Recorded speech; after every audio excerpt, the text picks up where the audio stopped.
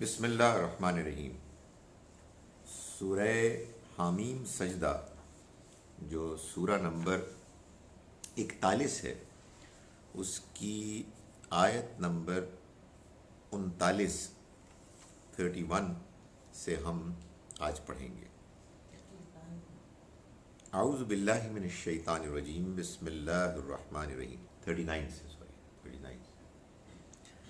ومن آیاتہ، اور اس کی نشانیوں میں سے یہ بھی ہے، انک تری الارض، کہ تم دیکھتے ہو زمین کو، خاشعۃ، کہ وہ بے جان پڑی ہے، فَإِذَا أَنزَلْنَا، پھر جب ہم نازل کرتے ہیں، علیہا الماء، اس کے اوپر پانی، اہتزت وربت، تو وہ لہلہاتی ہے اور ابھرتی ہے۔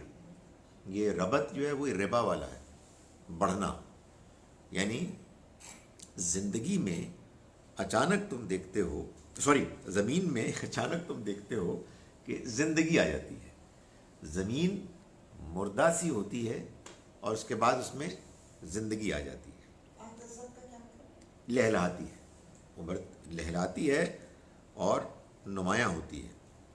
فرمایا ان الذی، یقیناً وہ ہستی، احیاہا، جس نے زندہ کیا اس کو، لمحی الموتى، وہ لازماً زندہ کر لے گا مردوں کو بھی، وہ زندہ کرنے پر پوری قدرت رکھنے والا ہے مردوں کو بھی۔ انہ، بے شک وہ، علی کل شیء، ہر چیز پر، قدیر، قدرت رکھنے والا ہے۔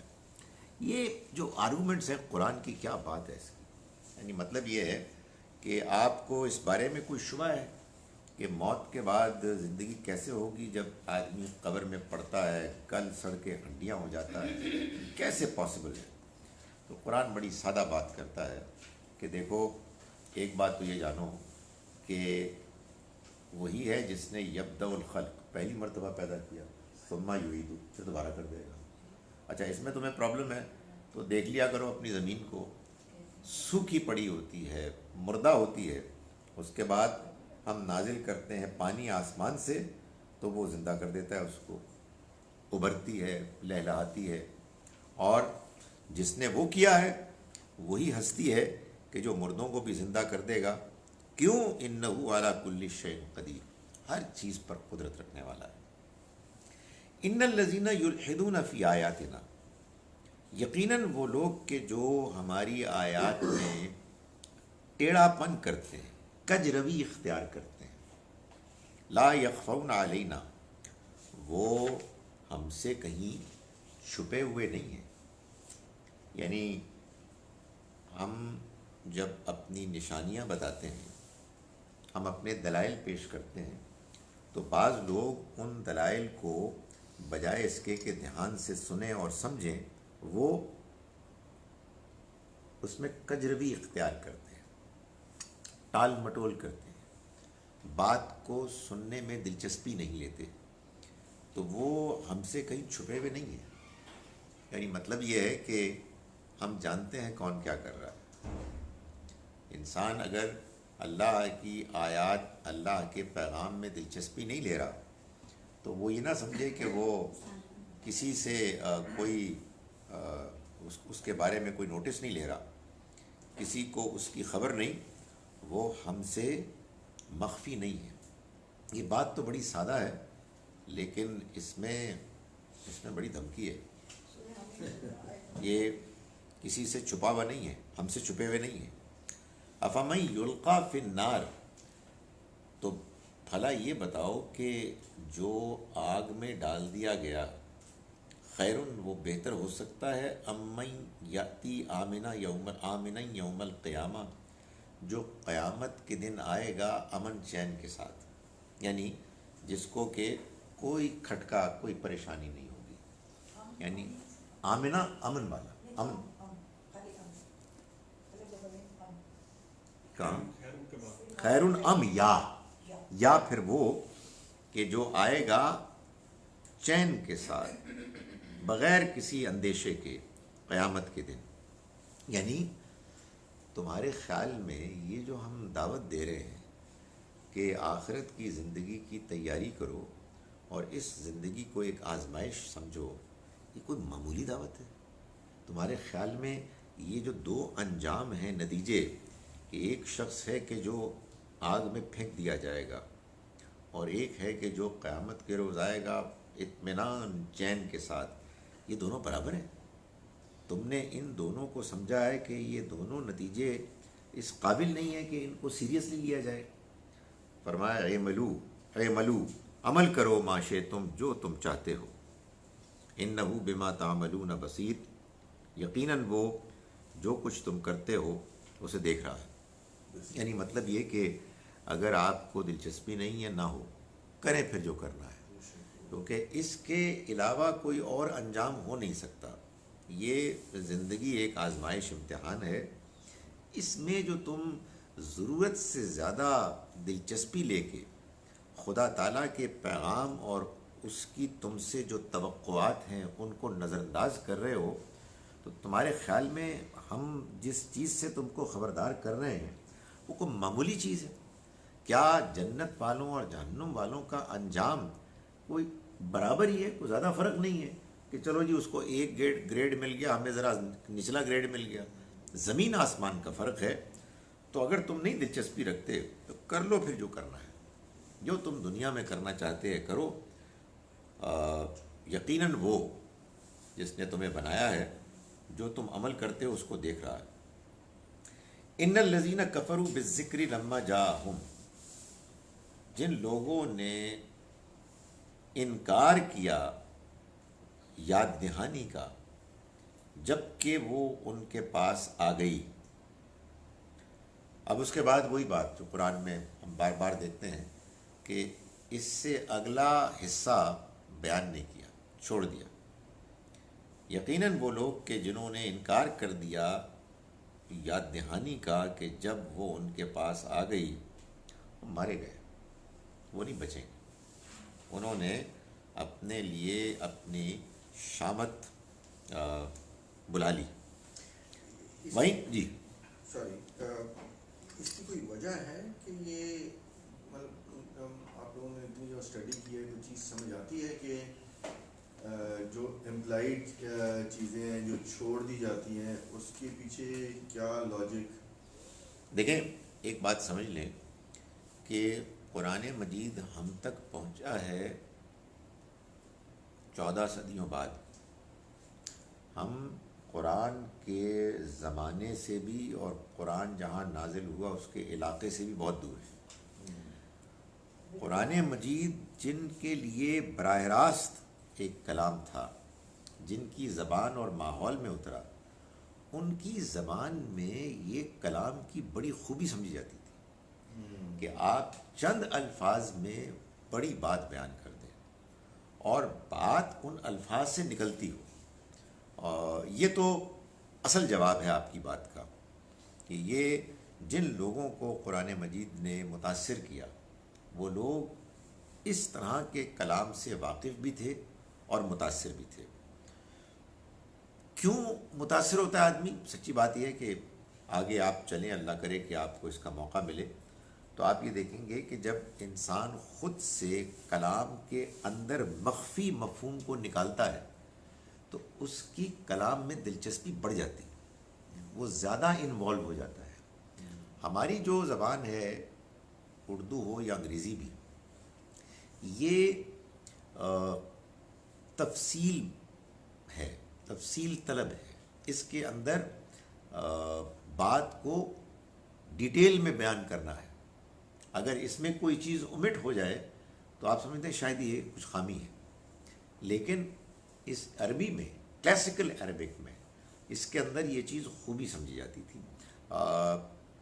سمجھانے کے لیے میں کہہ رہا ہوں، جیسے آپ دیکھتے ہیں نا کہ بعض اوقات شاعری میں، کلام میں بعض ایسی باتیں ہوتی ہیں کہ وہ امپلائڈ ہوتی ہیں اور آپ بات پوری کر دیتے ہیں.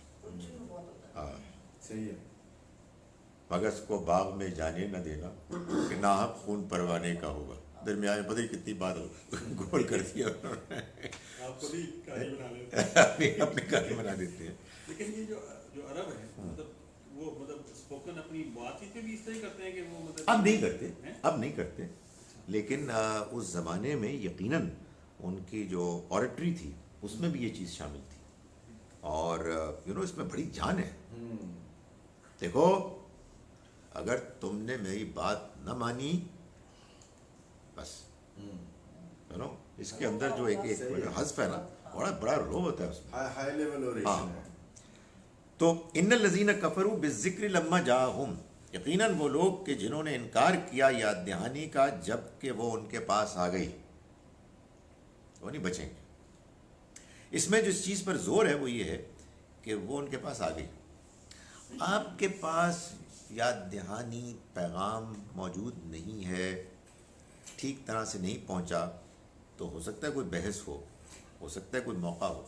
جن کے پاس بات پہنچ گئی ان کو اللہ کا پیغام مل گیا اور پھر انہوں نے اس کا انکار کر دیا تو وہ مارے گئے. وَإِنَّهُ لَكِتَابٌ عَزِیز، یہ ایک ایسی کتاب ہے کہ جو بہت بلند ہے، زبردست ہے، بلند ہے، بہت اعلیٰ کتاب. لا یأتیہ الباطل من بین یدیہ ولا من خلفہ، اس میں نہیں داخل ہو سکتا باطل، نہ اس کے آگے سے اور نہ اس کے پیچھے سے. یعنی یہ وہ کتاب ہے، اس کتاب کو اللہ رب العزت نے محفوظ کر لیا ہے. یہ کتاب اللہ کی طرف سے آئی ہے. اس کو لانے والے جبرائیل علیہ السلام جیسے فرشتے ہیں جن کے بارے میں قرآن نے یہ بتایا کہ وہ شدید القوا، بہت مضبوط زوراور ہے. وہ ایسے ہیں کہ جن کو کوئی متاثر نہیں کر سکتا. یہ کلام وہ لے کر آئے اور محمد صلی اللہ علیہ وسلم کے قلب مبارک پر وہ نازل ہوا، اترا. آپ کو وہ کلام یاد ہو گیا، آپ کے ساتھ آپ کے ساتھیوں نے اس کو یاد کیا. یہ کلام پھر مسلمانوں میں، تمام مسلمانوں کے اجماع اور تواتر سے اس امت میں جاری و ساری ہو گیا اور یہاں تک پہنچ گیا. اس کو کون کسی درجے میں بھی خراب کر سکتا ہے؟ اس میں باطل داخل نہیں ہوگا، نہ آگے سے ہوگا نہ پیچھے سے ہوگا. چینج یا اڈلٹریشن نہیں ہوگی. نہیں، اس میں یہ اس کا ایک پہلو ہے. قرآن نے یہ بھی بتایا کہ جب قرآن نازل ہو رہا تھا تو اس موقع پر اللہ تعالیٰ کے ہاں آزمائش کی غرض سے اس کا امکان ہوا کرتا تھا کہ جنات آسمان پر اس علاقے میں چلے جائیں جہاں سے کہ اللہ کے فرمان جاری ہوتے ہیں، اور کچھ چیزیں اچک لیں، چوری کر لیں، اور دنیا میں آ کے اپنے بعض چیلوں کو جو یہاں کاروبار چمکائے ہوئے ہیں اپنے لوگوں کو دھوکہ دینے کے، کچھ مستقبل بتانے کے، کچھ ادھر ادھر کی خبریں بیان کرنے کے لیے ان کو آگے وہ انفارمیشن دے دیں. قرآن مجید میں سورہ جن میں اللہ تعالیٰ بتاتے ہیں کہ جنات نے یہ آبزرو کیا کہ آج کل تو ممکن ہی نہیں ہے کہ ہم کہیں قریب بھی جائیں اس جگہ کے کہ جہاں سے کہ اللہ کے احکام صادر ہوتے ہیں، ٹرانسفر ہوتے ہیں فرشتوں کو. یعنی قرآن کے نزول کے زمانے میں اللہ تعالیٰ نے پہرا لگا دیا، کرفیو لگا دیا کہ کسی قسم کا کوئی امکان نہ ہو. پھر اس میں یہ بات بھی شامل ہے کہ اللہ نے اس کلام کو جس طرح سے ڈیزائن کیا، جس طرح سے کہ اس کے الفاظ، اس کے انداز، اس کی ترتیب کا لحاظ رکھا، اس میں اس کا بھی کوئی امکان نہیں ہے کہ کوئی آدمی ایسی بات اس کے بارے میں کرے، چاہے تفسیر ہی میں کرے، کہ جو کر کے تو معلوم ہو کہ سمجھ نہیں آئی، بات بڑی کنفیوژن ہے. نہیں، وہ باطل کو داخل ہونے ہی نہیں دیتا. چاہے وہ باطل ہو ظاہر میں، چاہے وہ باطل ہو معنی میں باطن. اللہ تعالیٰ فرماتے ہیں کہ یہ وہ کلام ہے باطل نہیں داخل ہوتا جس میں نہ آگے سے اور نہ پیچھے سے، یعنی پوری طرح سے اللہ تعالیٰ نے اس کو محفوظ کر دیا ہے۔ یعنی یہ میں نہیں کہہ رہا کہ قرآن مجید میں کوئی شخص غلط تفسیر نہیں کر سکتا، غلط ترجمہ نہیں کر سکتا، نہیں وہ کر سکتا ہے، لیکن اگر آپ دیانتداری سے قرآن کو سامنے رکھ کر ان معنی پر غور کریں کہ جو لوگ کلیم کرتے ہیں کہ قرآن بیان کر رہا ہے اور وہ معنی باطل ہیں، تو قرآن سمجھنے والوں کے لیے جو سنجیدگی سے جاننا چاہتے ہیں اس مفہوم کو اٹھا کے پھینک دے گا، وہ قبول ہی نہیں کرے گا، بات بنے گی ہی نہیں۔ یعنی کہنے والا کہے گا اور لوگ پڑھنے والے اس کو اس کے ترجمے کو پڑھ کے بتائیں گے کہ نہیں سوری یہ نہیں قبول ہو رہا، تو داخل ہو ہی نہیں سکتا۔ تو یہ اس کے اندر اللہ تعالیٰ نے اہتمام کیا ہے، یہ پورے اس کے ڈیزائن، اس کی پریزنٹیشن، اس کی پریزرویشن میں اللہ تعالیٰ نے اس کا لحاظ رکھا ہے۔ تنزیل، اہتمام کے ساتھ اتارا گیا ہے، من حکیم حمید، اس ذات کی طرف سے کہ جو اس کی حکمت بے پناہ ہے اور جس کی صفات ایسی ہیں کہ وہ آپ سے آپ تعریف کیا گیا ہے، یعنی اس کو کسی کی تعریف کی ضرورت نہیں ہے، اور وہ حکیم ہے، اس کے فیصلے حکمت اور مقصدیت پر مبنی ہوتے ہیں۔ ما یقال لک، نہیں کہا گیا ہے پیغمبر آپ سے، الا ما قد قیل للرسل، سوائے اس بات کے کہ جو کہی گئی پہلے بھی، کہی گئی رسولوں سے، من قبلک، آپ سے پہلے بھی۔ یعنی مطلب یہ ہے کہ آپ پریشان نہ ہوں، آپ مطمئن رہیں، یہ جو باتیں آپ سے کہی جا رہی ہیں ان کی پرواہ نہ کریں، جو کچھ آپ سے کہا گیا ہے اس سے پہلے بھی رسولوں سے یہی باتیں کہی گئی، کوئی فرق نہیں ہے۔ ان ربک لذو مغفرہ، اصل بات یہ ہے کہ تمہارا رب بہت مغفرت کرنے والا ہے، یعنی مطلب یہ ہے کہ یہ اپنے انکار اور مذاق اڑانے اور اعتراضات کرنے پر اس لیے تلے ہوئے ہیں کہ اللہ فوراً نہیں پکڑتا، اللہ نے ان کو ڈیل دی ہوئی ہے، تو اس وجہ سے وہ کچھ بے خوف ہو گئے ہیں۔ تو فرمایا کہ ان ربک لذو مغفرہ، اس کی وجہ یہ ہے کہ تمہارا رب بہت مغفرت کرنے والا ہے، وذو عقاب علیم، اور وہ بڑی دردناک سزا دینے والا بھی ہے۔ اصل میں وہ ذو مغفرہ ہے جس کی وجہ سے وہ فوراً نہیں پکڑتا، اس کے ہاں یہ بات طے ہے کہ وہ بندوں کو موقع دیتا ہے، سمجھنے کے لیے بار بار کے امکانات پیدا کرتا ہے، وہ لوگوں کو اس وقت تک نہیں پکڑتا جب تک کہ وہ اپنے ڈھیٹ ہونے کو ثابت نہ کر دیں، جب تک کہ یہ بات واضح نہ ہو جائے کہ اب ان کے ہاں بات کو سمجھنے کا امکان ختم ہو گیا ہے۔ تو فرمایا کہ وہ مغفرت کرنے والا ہے لیکن اس کی سزا بھی بڑی دردناک ہے۔ وَلَوْ جَعَلْنَاهُ قُرْآنًا أَعْجَمِيًّا لَقَالُوا لَوْلَا فُصِّلَتْ آيَاتُهُ، اگر ہم اس کو بناتے ایک عجمی قرآن تو وہ کہتے کہ لولا فصلت آیاتُهُ، کہ اس کی آیتیں کیوں نہیں کھول کر بیان کی گئیں۔ یہ معلوم یہ ہوتا ہے کہ یہودیوں کی طرف سے ایک اعتراض کیا گیا، ابھی یہودی سامنے تو نہیں آئے تھے، یہ مکی دور کی سورہ ہے، مگر قرآن سے یہ بات معلوم ہوتی ہے کہ یہودیوں نے مکے ہی میں نبی اکرم صلی اللہ علیہ وسلم کے پیغام کو روکنے اور اس کے اثرات کو زائل کرنے، ختم کرنے کے لیے سازشیں شروع کر دی تھی۔ چنانچہ انہوں نے سپورٹ کیا قریش کے ان کفار کو کہ جو قرآن کی پیغام، دین کے پیغام کی مخالفت کر رہے تھے، اعتراضات پیش کرتے تھے۔ ان اعتراضات میں سے ایک اعتراض یہ بھی تھا کہ یہ کیا بات ہوئی کہ تورات تو اور زبان میں ہے اور قرآن اور زبان میں ہے. بھائی اللہ تعالیٰ کو ایک ہی زبان میں بیان کرنا چاہیے کلام، تو یہ ایک دوسری زبان میں آخر کیوں ہے؟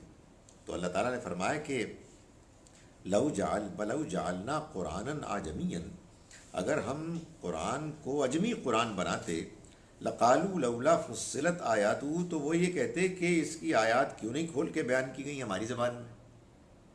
آخر ہم لوگ تو سمجھنے سے قاصر ہیں کہ یہ کس زبان میں بات کی جا رہی ہے. اعجمی و عربی، کیا تعجب کی بات ہے کہ کلام تو غیر عربی ہے، اجمی ہے، اور جن سے کیا جا رہا ہے مخاطبین یہ عربی ہیں. تب یہ کرتے.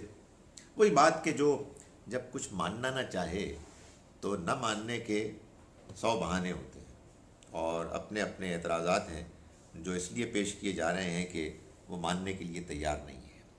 فرمایا قل هو للذین آمنوا ھدی، آپ کہہ دیجئے کہ یہ ان لوگوں کے لیے کہ جو ایمان لائیں ہدایت بھی ہے و شفا، اور شفا بھی ہے.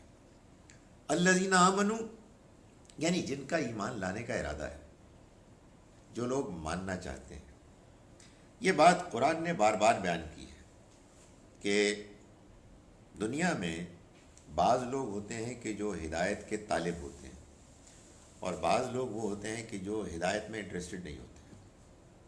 جو لوگ ہدایت میں انٹرسٹڈ ہوتے ہیں، ہدایت کے طالب ہوتے ہیں، ان کو اللہ کی طرف سے ہدایت ملتی ہے، وہ اللہ کی طرف سے آئی ہوئی ہدایت میں دلچسپی لیتے ہیں. لیکن جو اس کے طالب نہیں ہیں، خدا تعالیٰ ان کو ہدایت نہیں دیتا. تو فرمایا کہ یہ ان لوگوں کے لیے کہ جو ایمان لائیں، جنہیں ایمان میں دلچسپی ہو، ہدایت ہے. ہدایت ہے یعنی رہنمائی ہے. یعنی جو دنیا میں ہمارے ذہنوں میں سوالات پیدا ہوتے ہیں، اور جو انسان کو اپنی زندگی میں رہنمائی کے لیے ہدایات احکام درکار ہیں، وہ اس کتاب میں موجود ہے. وہ شفا، اور یہ دوا بھی ہے، یہ مرض کو دور کرنے کا ذریعہ بھی ہے. کون سا مرض؟ دل کا. شفاء لما فی الصدور، یعنی اگر قرآن مجید سے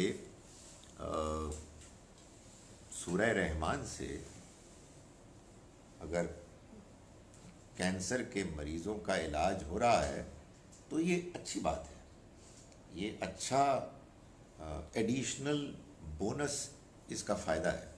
قرآن آیا اس لیے نہیں، قرآن اس لیے آیا ہے کہ یہ دلوں میں جو بیماریاں ہوتی ہیں نا، حسد کی، نفرت کی، دشمنی کی، خواہش کی،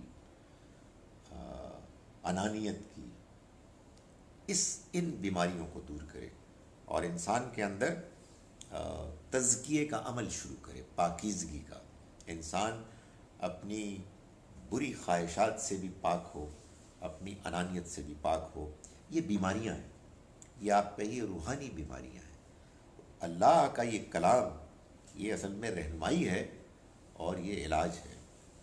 والذین لا یؤمنون فی آذانہم وقر، اور وہ لوگ کہ جو ایمان نہیں لانا چاہتے، ایمان نہیں لا رہے، ان کے کانوں میں بوجھ ہے، یعنی وہ سن نہیں سکتے.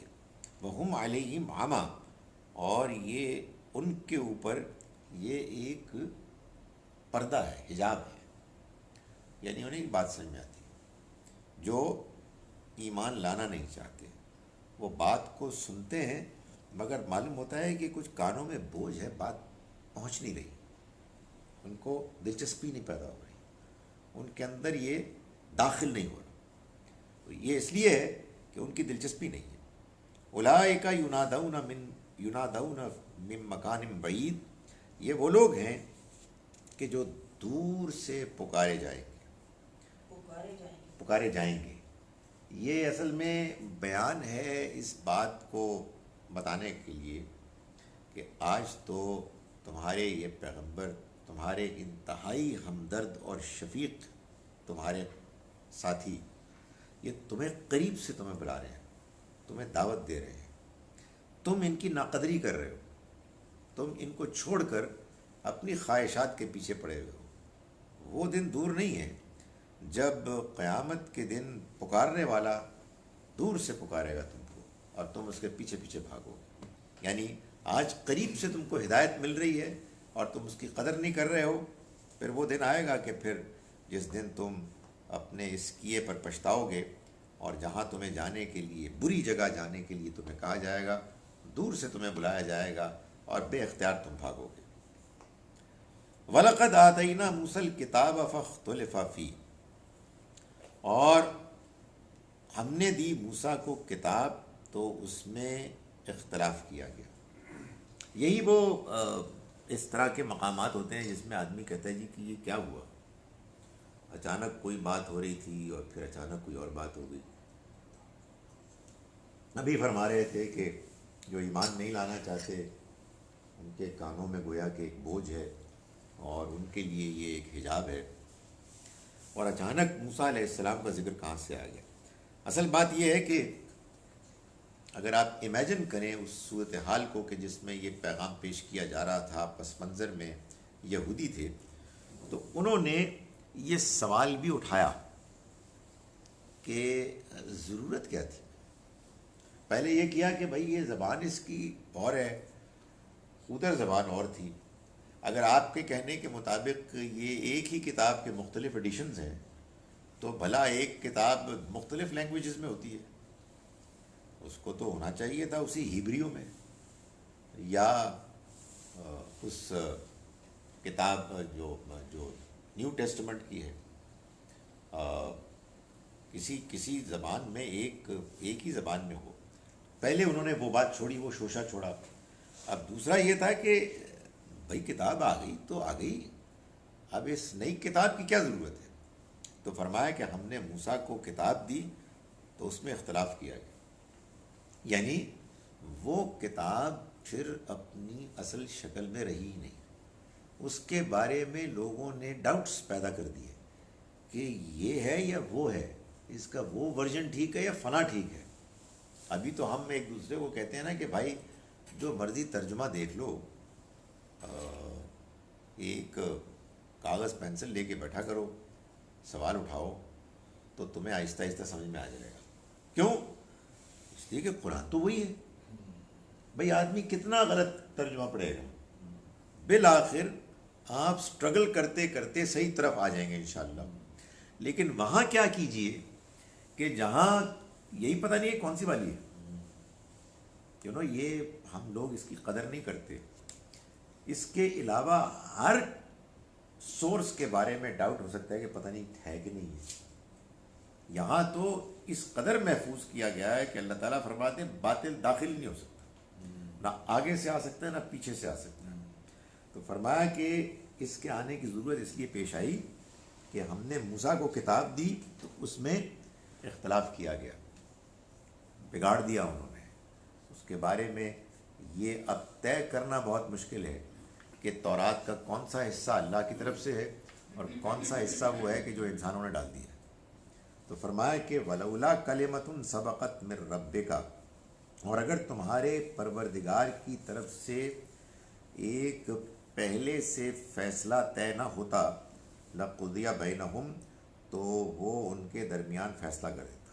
پہلے سے ایک بات طے نہ ہوتی تو وہ ان کے بارے میں فیصلہ کر دیتا۔ یعنی اللہ کے ہاں یہ ہوتا ہے کہ وہ لوگوں کو مہلت دیتا ہے، موقع فراہم کرتا ہے کہ وہ جو کرنا چاہیں کریں۔ اگر کچھ عرصے دنیا میں کچھ گمراہی کی زندگی اختیار کرنے کے بعد لوٹنا چاہیں تو لوٹنے کا بھی موقع ہو، ان کو فوراً نہیں پکڑیں گے، لیکن ان کی اس وقت کی جو گمراہی کی زندگی ہے اور جو غلط رویہ ہے، اس سے تو یہ لگتا ہے کہ یہ ڈیزرو کرتے تھے کہ ان کو فوراً ختم کر دیا جائے، لیکن اللہ تعالیٰ فرمایا کہ نہیں، ایسا نہیں کرے گا۔ اس کے ہاں ایک مقرر مدت طے ہے، اور اگر وہ نہ ہوتی تو ان کا فیصلہ کر چکا ہوتا۔ وَإِنَّهُمْ لَفِي شَكٍّ مِّنْهُ مُرِيبٍ، اور یہ تو اس کی طرف سے اس شک میں مبتلا ہے کہ جو الجھن میں ڈال دینے والا ہے۔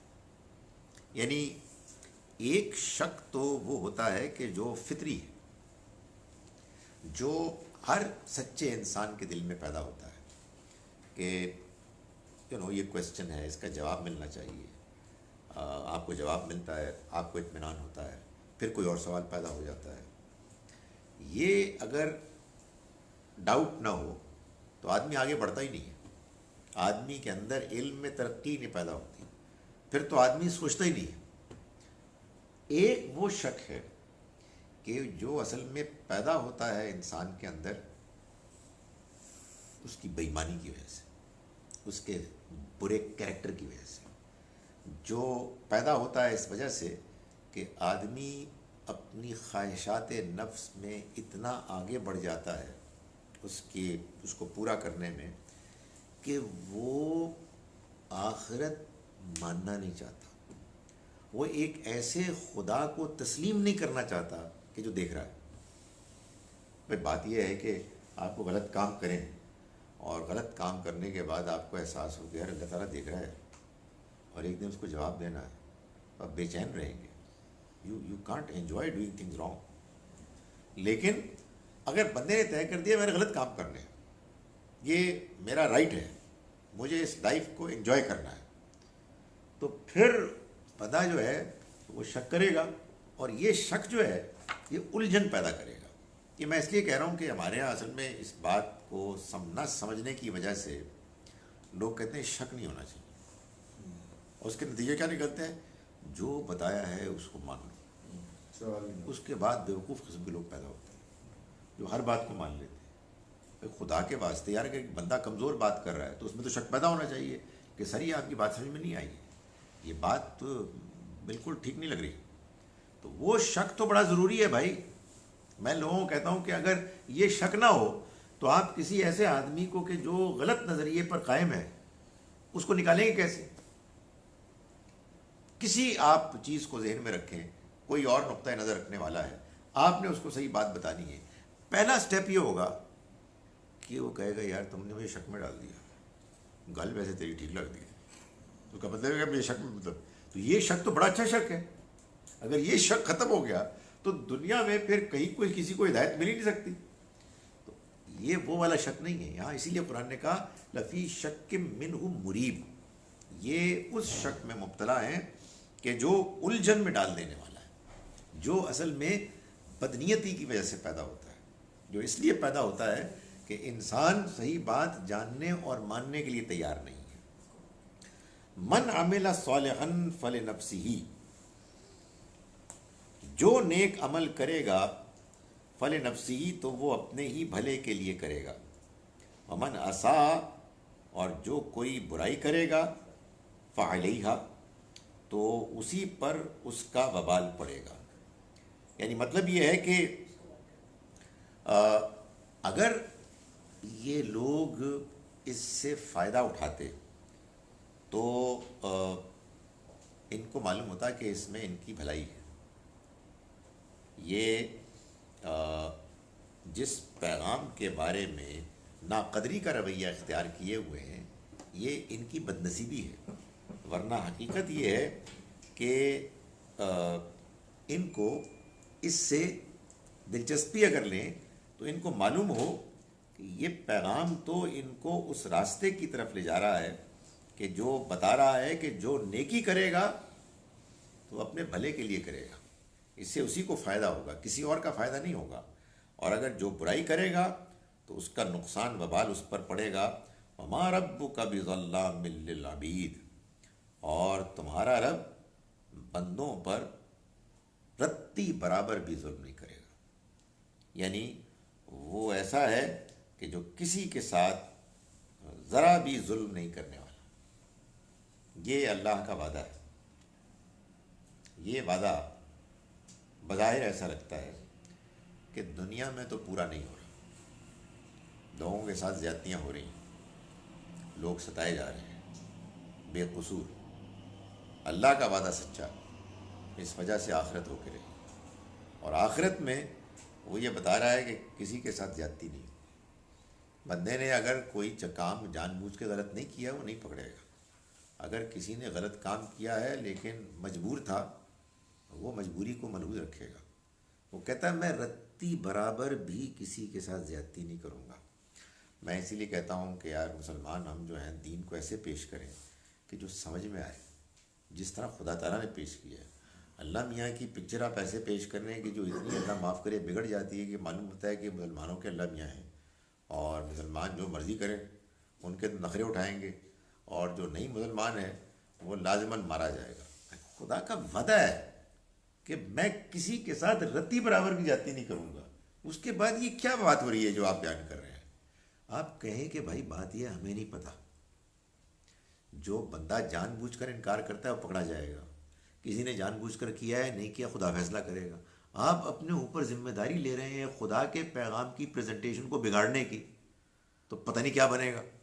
سو اللہ تعالیٰ یہاں فرما رہے ہیں، وعدہ کر رہے ہیں، بار بار یہ کرتا ہے. اس کی وجہ یہ ہے کہ قرآن آیا ہے مسئلوں کو حل کرنے، آپ مسئلوں کو اور پیچیدہ بنا رہے ہیں. اس سے مسئلہ کون سا حل ہوا کہ جہاں بھی بندہ کوئی جیسا بندہ ہے پایا جاتا کسی دنیا کے علاقے میں کہیں بھی، وہ کتنا ہی اچھا کیوں نہ ہو، وہ ہمیشہ کے لیے مارا جائے گا موت کے بعد. کیوں؟ اس لیے کہ اس کا نام محمد عثمان نہیں تھا، خالد ذیل نہیں تھا. یا پاگل ہو یار بھائی، خدا فیصلہ کرے گا کہ اس کے پاس پیغام پہنچا نہیں پہنچا، کتنا پہنچا، اس نے اس کے بارے میں کیا رویہ اختیار کیا. تو یہاں تو وہ بار بار یہ بتا رہا ہے کہ وہ بندوں کے ساتھ زیادتی کرے گا ہی نہیں، اور اس کے پاس پورا علم ہوگا، اس کی روشنی میں وہ فیصلہ کر دے گا. تو یہ وہ بتا رہا ہے، فرماتا ہے. اب فرمایا کہ یہ جو ہے نا آخرت، اس کی دعوت تمہیں دی جا رہی ہے نا، تو اس کو مانو. لوگ کیا کرتے تھے کہ اس کو ماننے سے جو گریز کرتے تھے، طرح طرح کے اعتراضات کرتے تھے، مرنے کے بعد زندہ کیسے ہوں گے، فلاں فلاں. تو ایک طریقہ وہ یہ بھی اختیار کرتے تھے کہ وہ یہ کہتے تھے کہ بھائی یہ آپ کہتے ہیں کہ آخرت ہوگی، قیامت ہوگی، اور آپ یہ بھی کہتے ہیں کہ آپ اللہ کی طرف سے پیغمبر بن کر آئے ہیں، تو آپ یہاں بھی دنیا میں بھی ہمیں سزا دے کر جائیں گے. او بھائی وہ قیامت آئے گی کب؟ دنیا ٹھیک چل رہی ہے، صبح سے شام ہوتی ہے، شام کے بعد پھر صبح ہو جاتی ہے، روٹین زندگی گزر رہی ہے، تو where is your hereafter? اس طرح کی وہ بات کر رہے ہیں. یا تو آپ بتائیں، ورنہ ہم ماننے کے لیے تیار نہیں. بعض اوقات کیا ہوتا ہے کہ بات میں جان تو کوئی نہیں ہوتی، آواز میں گرج ہوتی ہے، ایک کھپ ڈالی ہوئی ہوتی ہے لوگوں نے، تو اس سے لوگ متاثر ہوتے ہیں. تو اللہ تعالیٰ نے فرمایا کہ دیکھو بات یہ ہے کہ الیہ یرد علم الساعہ، اسی کی طرف لوٹتا ہے قیامت کا علم، یعنی وہی جانتا ہے اور کوئی نہیں جانتا. وما تخرج من ثمرات من اکمامها، اور نہیں کوئی غلاف میں سے نکلتا میوہ پھل. وما تحمل من انثی، اور نہ ہی کوئی عورت حاملہ ہوتی ہے. ولا تضع، اور نہ ہی وہ جنتی ہے، الا بعلمی، مگر یہ کہ اس کے علم میں. یعنی مطلب یہ ہے کہ تم اس کا انکار کرتے ہو کہ یہ جو بیج میں سے نکلتی ہے فصل، پودا، اور پھر درختوں میں پھل اگتے ہیں، تم بتا سکتے ہو کہ ایگزیکٹلی کب ہوں گے، اس کی کیا ٹائمنگز ہیں؟ ایک چیز ہے کسی چیز کے ہونے، نمودار ہونے کی سچائی، حقیقت، اور ایک ہے اس کے ٹائمنگز. اگر کوئی شخص یہ نہ بتا سکے کہ بھائی یہ پیر کے روز فلاں ٹائم پہ ہوگی، تو اس کا یہ مطلب ہے کہ وہ نہیں ہوگی. ہر چیز کا ایک وقت مقرر ہے جو اللہ ہی جانتا ہے، لیکن اس کی وجہ سے کہ آپ اس کے ٹائمنگز نہیں بتا سکتے، آپ انکار تو نہیں کرتے. تو یہی معاملہ آخرت کا ہے. تمہارے سامنے ہے یہ چیز کہ وہی ہے کہ جو پھلوں کو نکالتا ہے ان کے غلافوں میں سے، اور ان کے اپنے اپنے اوقات ہیں. یہی معاملہ ہے کہ ماں کے پیٹ سے بچہ نکلتا ہے، اس کا بھی اپنا ایک ٹائم ہے. اور یہ سب اللہ کے علم میں ہے. کوئی اس وجہ سے انکار نہیں کرتا کہ جی پہلے آپ بتائیں کہ کس دن بچہ ہوگا ورنہ بچہ نہیں ہوگا. بھائی اس طرح کی کوئی فضول بات کر سکتا ہے؟ تو بالکل اسی طرح سے آخرت کو ہونا ہے، اس کے ہونے کے دلائل اٹل ہیں، اس کے بغیر یہ دنیا سمجھ میں نہیں آتی، اس کے بغیر اللہ تعالیٰ سمجھ میں نہیں آتے. تو آپ کہتے ہیں نہیں اس کا ٹائم بتائیں گا، تو یہ ایک بالکل بیوقوفی کی بات ہے. فرمایا و یوم ینادیہم، اور جس دن وہ پکارے گا ان کو، این شرکائی، کہاں ہے میرے شریک. یعنی ظاہر ہے کہ ان کو اس بات کا احساس دلانے کے لیے کہ دنیا میں انہوں نے کتنا غلط رویہ اختیار کیا کہ خدا کو چھوڑ کر اس کے ان پارٹنرز کو انہوں نے پکارنا شروع کر دیا اور اپنی مذہبی زندگی میں اپنے ریچولز میں زیادہ اہمیت دینی شروع کر دی کہ جن کا وجود ہی کوئی نہیں، جو من گھڑت ہے. تو کہتا ہے کہ وہ قیامت کے روز وہ پوچھے گا کہ وہ میرے شریک کہاں ہیں. یعنی مطلب یہ ہے کہ ان کو بلاؤ اور ان سے کہو کہ چھڑائیں، یعنی یہ جو اب میں نے تمہیں پکڑا ہوا ہے یہ تمہیں آ کر تو مجھ سے بچا کے لے جائیں. قالوا آذنا کا، تو وہ کہیں گے کہ ہم نے عرض کیا آپ سے، ما منا من شہید، کہ ہم میں سے کوئی بھی گواہی دینے والا نہیں. یعنی مطلب یہ ہے کہ یہ بات بالکل اب سمجھ میں آ گئی ہے، یہ بات طے ہے کہ یہ جو کچھ ہم نے کیا یہ غلط تھا. جن کو ہم پکارتے تھے ان کی کوئی حقیقت ہی نہیں تھی. تو ہم نے یہ بات اب عرض کر دی کہ ہم میں سے کوئی اب گواہی دینے کے لیے تیار نہیں ہے. وَضَلَّ عَنْهُمْ مَا كَانُوا يَدْعُونَ مِن قَبْلُ، اور ان سے کھو گئے، ان سے دور ہو گئے وہ کہ جن کو وہ اس سے پہلے پکارتے تھے. وَظَنُّوا مَا لَهُم مِّن مَّحِيصٍ، اور وہ یہ جان لیں گے کہ اب ان کے لیے کوئی بچنے کا موقع نہیں ہے. وہ اب کسی صورت بھی اس صورتحال سے اپنے آپ کو چھڑا نہیں سکیں گے. یہ ان لوگوں کا معاملہ ہوگا کہ جو اس سے پہلے اللہ کے علاوہ اوروں کو خوب خوب پکارتے تھے. فرمایا کہ لا یسأم الانسان من دعاء الخیر، انسان کا یہ عجیب معاملہ ہے کہ وہ بھلائی کی دعا کرتا رہتا ہے. لا یسأم، اس سے نہیں تھکتا. یعنی مطلب یہ ہے کہ جب کوئی مشکل آتی ہے، کوئی مصیبت آتی ہے تو دعائیں کرتا ہے کہ اس کے حالات اچھے ہو جائیں. وَإِن مَسَّهُ الشَّرُّ، مگر جب اسے کوئی تکلیف پہنچتی ہے، کوئی مصیبت آتی ہے تو فَيَئُوسٌ قَنُوطٌ، تو وہ مایوس ہو جاتا ہے اور بالکل دل شکستہ ہو جاتا ہے.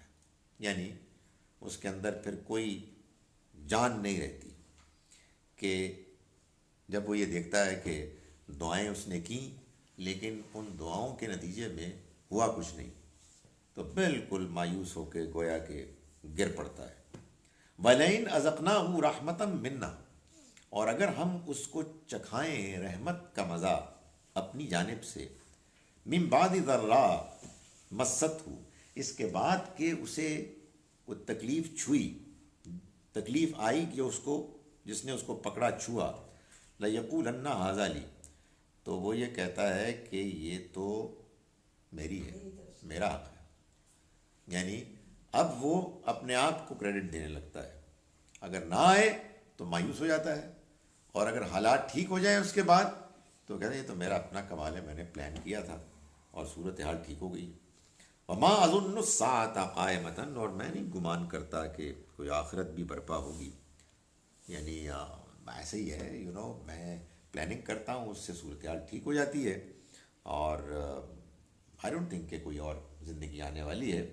ہاں وَلَئِن رُجِعْتُ، اگر میں لوٹا دیا گیا اِلیٰ ربی، اپنے رب کی طرف، اِنَّ لِی عِندَهُ لَلْحُسْنَىٰ، تو میرے لیے اس کے پاس بھی بھلائی ہوگی، بڑے اچھے حالات ہوں گے. یعنی ان کا فلسفہ یہ تھا کہ جس نے میرے حالات یہاں اچھے کیے ہیں وہی خدا ہے نا، کوئی اور خدا تو نہیں ہے نا، تو وہاں بھی یہی کرے گا. وہ اس بات کو سمجھنے کے لیے تیار نہیں ہوتے کہ یہ آزمائش ہے۔ اور یہ اصل میں کیا ہوتا ہے، یہ اندر ہی اندر ایک خواہش ہے کہ میں جو کچھ پا رہا ہوں یہی پاتا رہوں گا، کوئی اخلاق نہیں ہے، کوئی اصول نہیں ہے، کوئی ضابطہ نہیں ہے، میری کامیابی ہے۔ یہ بیوقوفی انسان کی نفس، انسان کا نفس اور اس کی انانیت اس کو اس میں مبتلا کر دیتی ہے۔ فرمایا وَلَنُنَبِّئَنَّ الَّذِينَ كَفَرُوا بِمَا عَمِلُوا، ہم لازماً وہ لوگ کہ جنہوں نے انکار کیا ان کو آگاہ کر دیں گے، بما عملوا، اس بارے میں جو انہوں نے عمل کیے، وَلَنُذِيقَنَّهُمْ، اور ہم لازماً چکھائیں گے ان کو، من عذاب غلیظ، ایک سخت گہرے عذاب کا مزہ۔ میں ان آیات کا ترجمہ ایک مرتبہ پھر پیش کر رہا ہوں جو ہم نے آج پڑھی۔ ہم نے آج سبق شروع کیا آیت نمبر 39 39 سے۔ بسم اللہ الرحمن الرحیم۔ ومن آیاتہ، اور اس کی آیات نشانیوں میں سے یہ بھی ہے، انک تری الارض خاشعۃ، کہ تم دیکھتے ہو زمین کو کہ وہ بالکل مردہ پڑی ہوئی ہے۔ فَإِذَا أَنزَلْنَا عَلَيْهَا الْمَاءَ، پھر جب ہم اتارتے ہیں اس پر پانی، اہتزت وربت، تو وہ لہلہاتی ہے اور ابھرتی ہے۔ ان الذین احیاها، وہ ذات کہ جس نے اس کو زندہ کیا، لمحیی الموتى، یقیناً وہ مردوں کو بھی زندہ کرنے والا ہے۔ انہ علی کل شیء قدیر، یقیناً وہ ہر چیز پر قدرت رکھنے والا ہے۔ ان الذین یلحدون فی آیاتنا، یقیناً وہ لوگ کہ جو ہماری آیات کے معاملے میں الحاد کرتے ہیں، ٹیڑھا پن، کجروی اختیار کرتے ہیں، لا یخفون علینا، وہ ہم سے کہیں چھپے ہوئے نہیں ہیں۔ افمن یلقی فی النار، تو بھلا یہ بتاؤ، یہ ذرا طے کرو کہ جو آگ میں ڈال دیا گیا، خیر، زیادہ بہتر ہے، ام من یأتی آمنا یوم القیامہ، وہ بہتر ہوگا یا وہ کہ جو آئے گا چین کے ساتھ قیامت کے دن، بغیر کسی پریشانی کھٹکے کے۔ اعملو، کرو عمل تم، ما شئتم، جیسے تم چاہو، انہ بما تعملون بصیر، یقیناً وہ جو تم عمل کر رہے ہو اس کو دیکھتا ہے۔ ان الذین کفروا بالذکر لما جاءہم، یقیناً وہ لوگ کہ جنہوں نے انکار کیا یاد دہانی کا کہ جب وہ ان کے پاس آ گئی، اور مارے گئے، انہوں نے اپنے آپ کو برباد کر دیا۔ وَإِنَّهُ لَكِتَابٌ عَزِیزٌ، یقیناً یہ ایک ایسی کتاب ہے جو بہت بلند ہے، بہت بلند پایا کتاب ہے۔ لا یأتیہ الباطل من بین یدیہ ولا من خلفہ، باطل اس میں نہیں داخل ہو سکتا، نہ اس کے آگے سے نہ پیچھے سے۔ تنزیل من حکیم حمید، یہ اہتمام کے ساتھ نازل ہوا ہے اس ذات کی طرف سے کہ جو بہت حکیم ہے، اور جو خود تعریف کیا گیا ہے، جس کی صفات ایسی ہیں کہ جس میں اسے کسی تعریف کی ضرورت نہیں۔ ما یقال لک، آپ سے اے پیغمبر نہیں کہا گیا، الا قد قیل للرسل، سوائے انہی باتوں کے کہ جو رسولوں سے کہی گئیں، من قبل کا، آپ سے پہلے۔ ان ربک لذو مغفرہ، آپ کا رب تو بہت معاف کرنے والا ہے، یعنی یہ جو مہلت ملی ہوئی ہے یہ اس لیے ہے کہ وہ معاف کرنے والا ہے، ڈھیل دینے والا ہے۔ وذو عقاب علیم، اور وہ دردناک عذاب دینے والا ہے، سزا دینے والا ہے۔ وَلَوْ جَعَلْنَاهُ قُرْآنًا عَجَمِيًّا، اور اگر ہم بناتے اس کو ایک عجمی قرآن، لقالو، تو وہ کہتے، لولا فصلت آیاتہ، اس کی آیات کی تفصیل کیوں نہیں کی گئی؟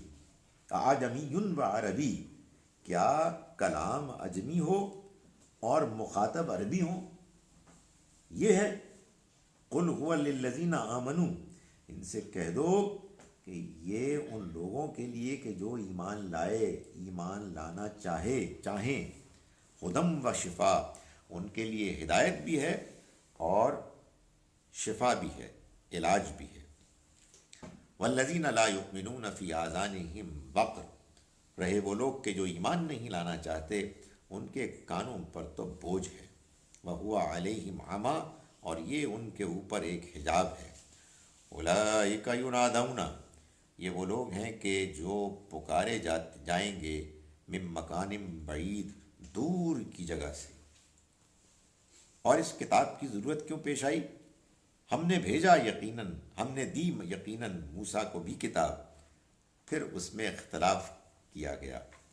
ولولا کلمۃ سبقت، اور اگر نہ ہوتا کوئی فیصلہ جو پہلے سے ہو گیا، من رب کا، تمہارے رب کی طرف سے، لقضی بینہم، تو ان کے درمیان فیصلہ ہو چکا ہوتا۔ وَإِنَّهُمْ لَفِي شَكٍّ مِّنْهُ مُرِيبٍ، اور یہ تو شک میں مبتلا ہیں اس کی طرف سے، ایسے کہ جو الجھن پیدا کرنے والا ہے۔ من عمل صالحا، جو کوئی اچھا عمل کرے گا، فلنفسہ، تو اپنے بھلے ہی کے لیے کرے گا، وما اساء، اور جو برائی کرے گا، فعلیہا، تو اس کا وبال بھی اس پر پڑے گا۔ وما ربک بظلام للعبید، اور تمہارا رب بندوں کے بارے میں رتی برابر بھی ظلم کرنے والا نہیں۔ الیہ یرد علم الساعہ، اسی کی طرف آخرت کی گھڑی کا علم لوٹتا ہے، وہی جانتا ہے۔ وما تخرج من ثمرات، اور نہیں نکلتے پھل، من اکمامہا، اپنے غلافوں میں سے۔ وما تحمل من انثی ولا تضع، اور نہیں کوئی خاتون حاملہ ہوتی ہیں، نہیں حمل کو وضع کرتی ہیں، الا بعلمہ، مگر یہ کہ اس کا علم بھی اسی کو ہوتا ہے۔ وَيَوْمَ يُنَادِيهِمْ، اور جس دن وہ پکارے گا ان کو، انکار کرنے والوں کو، مشرکوں کو، اَيْنَ شُرَكَائِي، کہاں ہیں میرے شریک؟ قَالُوا آذَنَّاكَ، وہ کہیں گے ہم کہہ چکے، عرض کر چکے آپ سے، ما منا من شہید، کہ ہم میں سے کوئی بھی گواہی نہیں دے گا۔ وَضَلَّ عَنْهُمْ، اور کھو گئے ان سے، دور ہو گئے ان سے، ما كانوا يدعون من قبل، وہ کہ جن کو یہ پکارتے تھے اس سے پہلے، وَظَنُّوا، اور انہوں نے گمان کیا، ما لَهُم من محیص، کہ ان کے لیے اب کوئی مفر بھاگنے کا کوئی امکان نہیں۔ لا يسأم الانسان من دعاء الخیر، یہ انسان نہیں تھکتا بھلائی کی دعا کرتے کرتے۔ وَإِن مَسَّهُ الشَّرُّ، لیکن اس کے بعد اگر اسے کوئی مصیبت آتی ہے، فَيَئُوسٌ قَنُوطٌ، تو وہ بالکل مایوس ہو جاتا ہے، دل برداشتہ ہو جاتا ہے۔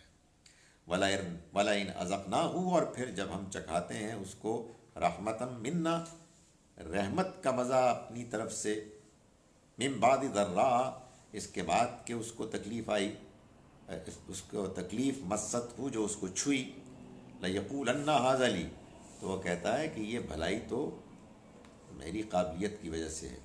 وَمَا أَظُنُّ السَّاعَةَ قَائِمَةً، اور میں گمان نہیں کرتا کہ آخرت کبھی قائم ہوگی۔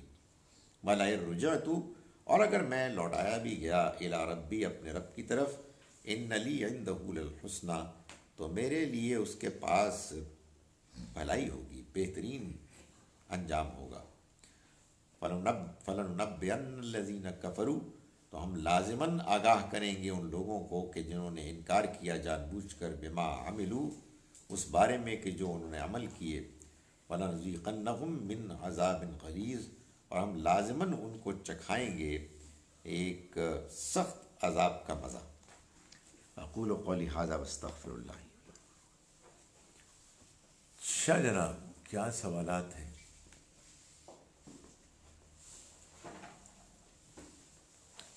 We see that Allah frequently refers to the word qalb wherever wisdom for understanding is concerned, but never uses the word brain.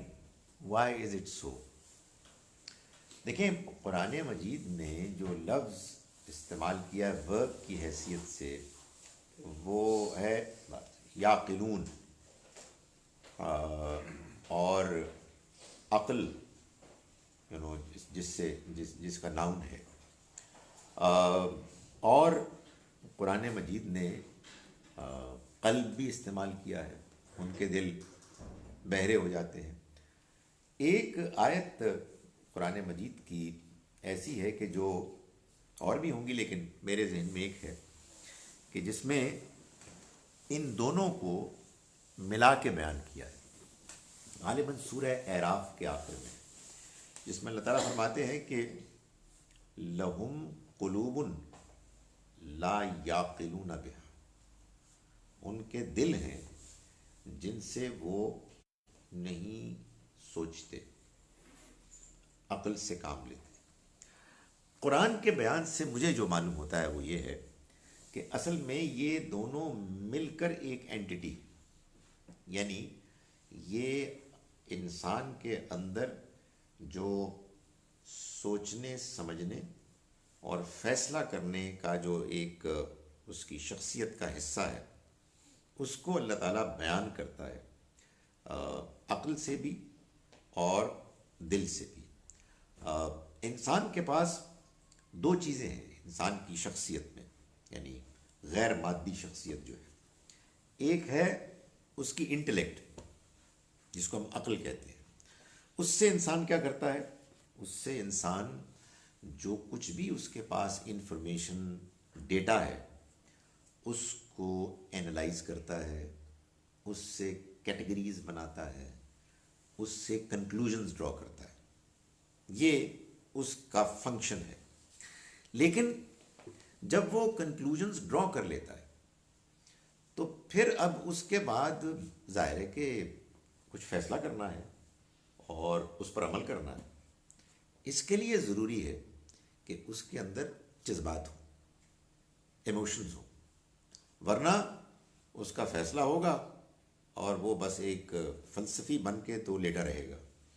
تو یہ دونوں ایک ساتھ مل کر ایک ٹیم ورک ہے جس میں کہ وہ جڑے ہوئے ہیں، ایک دوسرے کے بغیر نامکمل ہے۔ اگر آپ کے پاس جذبات ہی جذبات ہیں، اگر آپ کا دل ہی دل ہے اور آپ غور و فکر نہیں کر رہے، بڑے خطرناک آدمی ہیں، پتہ نہیں کیا کر گزرے۔ اور اگر آپ کے پاس عقل ہی عقل ہے، غور ہی غور ہے، اور آپ کے پاس جذبات نہیں ہیں، تو آپ بیکار آدمی ہیں، بالکل آپ کچھ بھی نہیں کر سکتے سوائے اس کے کہ آپ بس سوچتے رہیں اور عقلی گھوڑے دوڑاتے رہیں۔ تو معلوم یہ ہوتا ہے کہ یہ دونوں کی دونوں چیزیں ایک ساتھ بیک وقت مطلوب ہیں، اور اللہ تعالیٰ ان کی طرف ریفر کرتا ہے، بعض اوقات یعقلون کہہ کے، بعض اوقات یہ جو قلب کا جو لفظ ہے اس کو استعمال کر کے۔ تو اس لیے قرآن مجید میں ان دونوں میں کوئی ڈائیکاٹمی نہیں ہے کہ جو ہمارے ہاں شاعری میں ہے کہ عقل اور دل جو ہیں یہ الگ الگ چیزیں ہیں، گزر جا عقل سے آگے کہ یہ نور چراغ راہ ہے منزل نہیں ہے۔ بات ٹھیک بھی ہے کہ یہی بات جو میں نے بھی کی ہے کہ عقل سے آپ بات سمجھ لیں لیکن اس کو استعمال نہ کریں، تو یعنی اس سے فائدہ نہ اٹھائیں، تو پھر یہ ایک نامکمل چیز ہے۔ تو دونوں چیزیں ہوں گی تو بات مکمل ہوگی۔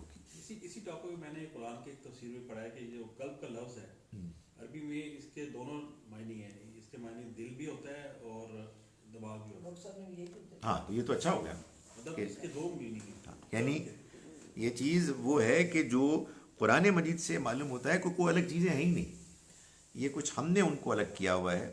جذبات اگر بغیر عقل کے ہیں تو وہ اندھے ہیں، اور اگر عقل بغیر جذبات کے ہے یا ہمارے والا جو ہماری عقل ہے تو وہ بالکل بیکار ہے، یعنی وہ انیفیکٹو ہے۔ مگر ایک بڑی امپورٹنٹ چیز ہے، اور وہ یہ ہے کہ جس کو ہم عقل کہتے ہیں، جس کو ہم عقل کہتے ہیں اس کو جذبات پر غالب ہونا چاہیے۔ یعنی آپ اپنے اندر کی آگے بڑھنے کی جو صلاحیت ہے، آپ کے اندر جو جوش و خروش ہے، جو موٹیویشن ہے، بڑی زبردست چیز ہے، اس کے بغیر آدمی مردہ ہے، لیکن اس کو لگام لگانا چاہیے، اس کے اوپر کنٹرول ہونا چاہیے عقل کا. پہلے آپ طے کریں صحیح بات کیا ہے، اس کے بعد اس کے بارے میں جذباتی ہوں. آپ جذباتی ہو گئے تو پھر آپ عقل کو فنکشن ہی نہیں کرنے دیں گے، ہونے دیں گے. آپ پھر یہ کریں گے کہ عقل کو سوچنے سے روک دیں گے. یہ ہمارے یہاں بہت ہوتا ہے، ہم لوگ متعصب ہو جاتے ہیں، ہم لوگ فیصلہ کر لیتے ہیں اور فیصلہ کرنے کے بعد ہم کہتے ہیں بس جی بس غور ہی نہیں کرنا. خدا تعالیٰ نے معلوم ہوتا ہے کہ ہم کو اسی آزمائش میں ڈالا ہوا ہے کہ ہم ایک بات کو، ایک نقطۂ نظر کو مان رہے ہوتے ہیں اور اس کے بارے میں جذباتی ہو جاتے ہیں. بھائی آپ کوئی بات مانتے ہیں تو جذباتی تو ہوں گے، اس سے اٹیچمنٹ ہوگی. جس آزمائش میں اس نے ڈالا، جس آزمائش میں مثال کے طور پر اللہ تعالیٰ نے ابو جہل ابو لہب کو ڈالا کہ وہ ایک اور نقطۂ نظر کو، دینی سوچ کو وہ مانتے تھے، اس کے بارے میں ان کے جذبات تھے. اس کے بعد ان کے پاس سچائی آئی، جس سچائی نے ان کو اپنی طرف متوجہ کیا تو ان سے یہی توقع کی گئی تھی کہ وہ اب اپنے ان جذبات کو ایک طرف رکھ کے صحیح بات کو مانے اور اس امتحان میں کامیاب ہوں. وہ اس میں ناکام ہو گئے، اس لیے کہ ان کے جذبات جس چیز کے ساتھ وابستہ تھے اسی میں ان کی انٹرسٹ تھی، اسی میں ان کا فائدہ تھا، تو انہوں نے پھر بے ایمانی کی. جناب کتب احادیث سے ہمیں پتہ چلتا ہے کہ حضور صلی اللہ علیہ وسلم نے خیبر کے موقع پر گدھے کے گوشت کو رجس کہہ کر حرام قرار دیا.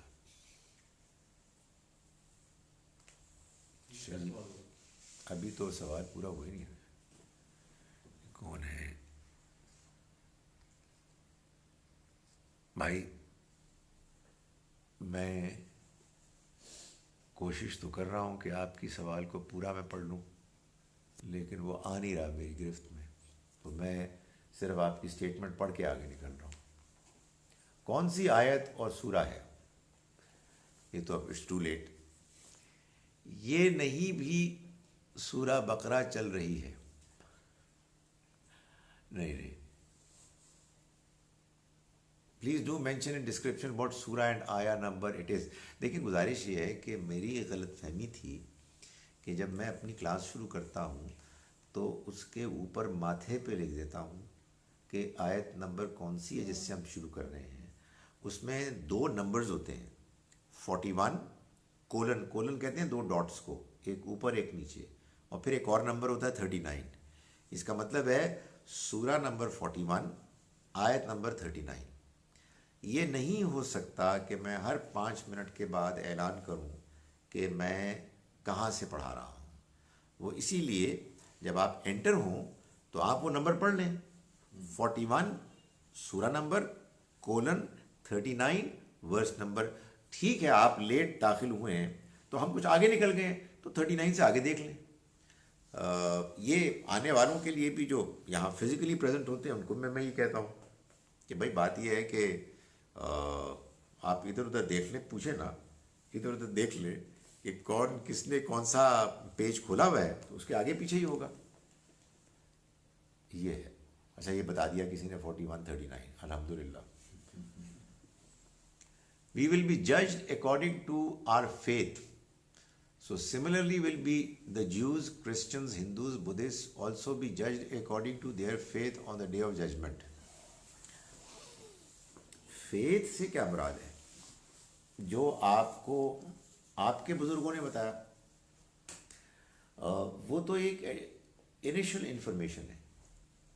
دیکھیں بات یہ ہے کہ فیتھ ایک دعویٰ ہے، فیتھ ایک کلیم ہے، یا وہ اٹ میک سینس یا معلوم ہوتا ہے بس ایسے ہی ایک سنی سنائی بات ہے یا لوگوں کی اپنی طرف سے گڑھی ہوئی کوئی بات ہے.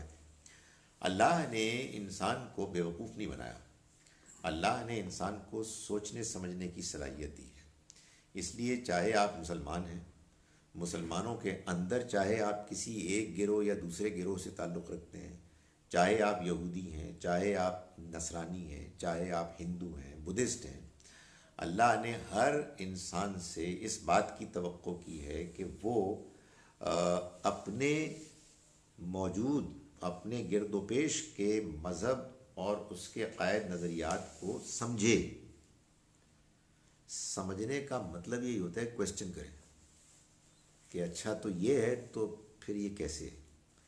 تو جب آپ کویسچن کریں گے تو اگر آپ کا اطمینان ہو گیا تو اللہ ہی فیصلہ کرے گا کہ اطمینان ٹھیک تھا یا نہیں تھا. اللہ جانتا ہے نا کہ آپ نے بات یوں ہی مان لی یا آپ نے سنجیدگی سے غور کیا. تو آپ کی بات اس حد تک ٹھیک ہے کہ اللہ تعالیٰ ہر انسان کو اس کے ماحول کے مطابق پوچھے گا، لیکن اللہ کے یہاں پوری پکچر ہوگی. کس کو میں نے کتنی صلاحیت دی، کس کے حالات کیسے تھے، اور ہر ایک کو اس کے حالات اور اس کی صلاحیت کے مطابق اللہ تعالیٰ جج کرے گا کہ آیا کیا انہوں نے جو اللہ کی کم سے کم توقع تھی اس کو پورا کیا یا نہیں کیا. تو سب کے ساتھ ہی ایسا ہوگا. لیکن یہ جان لیں کہ اللہ تعالیٰ یہ بتاتا ہے کہ اس دنیا میں انسان اللہ کے ہاں سے اندھا نہیں آتا کہ وہ آئے اور وہ کہے کہ بھائی میں تو جس جگہ پیدا ہوا تھا وہاں لوگ جھوٹ بول رہے تھے تو میں نے سمجھا جھوٹ بولنا بڑی زبردست بات ہے. وہاں بندے بندوں کو مار رہے تھے، میں نے کہا یار بندے مارنا بڑی اچھی بات ہے. نہیں، اللہ تعالیٰ نے ایسا بیوقوف نہیں انسان کو پیدا کیا. ہر انسان اپنے اندر اپنی شخصیت میں اپنے ضمیر میں ایک انڈرسٹینڈنگ لے کے آتا ہے اور وہ اس کے لیے بھی جواب دہ ہے. اسی طرح سے اللہ تعالیٰ نے یہ بتایا ہے کہ جیسے مجھے اچھائی اور برائی میں فرق کرنے کی صلاحیت دے کر بھیجا ہے، بالکل اسی طرح سے ایک اللہ رب پر جو ایک اٹیچمنٹ ہے، انکلینیشن ہے، وہ بھی ہماری انٹیوشن میں، ہمارے وجدان میں دے کر بھیجی ہے، ہماری نیچر میں.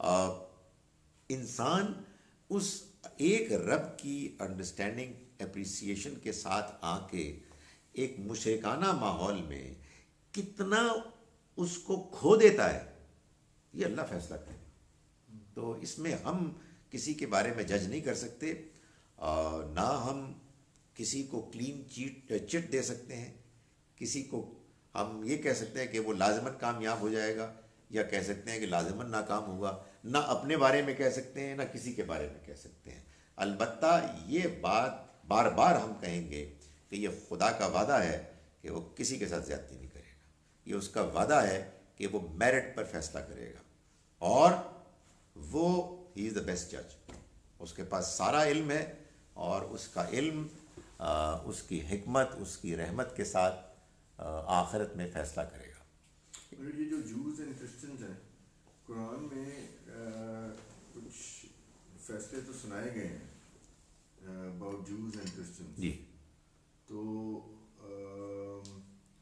یعنی کہ وہ جو ہے نا کہ جو حضرت عیسیٰ سے جو اگلا رسول آنے سے پہلے والے لوگ ہیں اور جو اگلا رسول آنے کے بعد والے لوگ ہیں، کچھ ان کے بارے میں تو فیصلے سنائے گئے ہیں. یعنی اللہ تعالیٰ نے یہودیوں کے بارے میں یہ فیصلہ سنایا ہے کہ جنہوں نے مسیح علیہ السلام کا انکار کیا کہ وہ قیامت تک کے لیے اس سزا سے دوچار ہوں گے کہ وہ مسیح علیہ السلام کے ماننے والوں کے زیر دست رہیں گے، ان کے تابع رہیں گے، ان پر ڈیپینڈنٹ رہیں گے.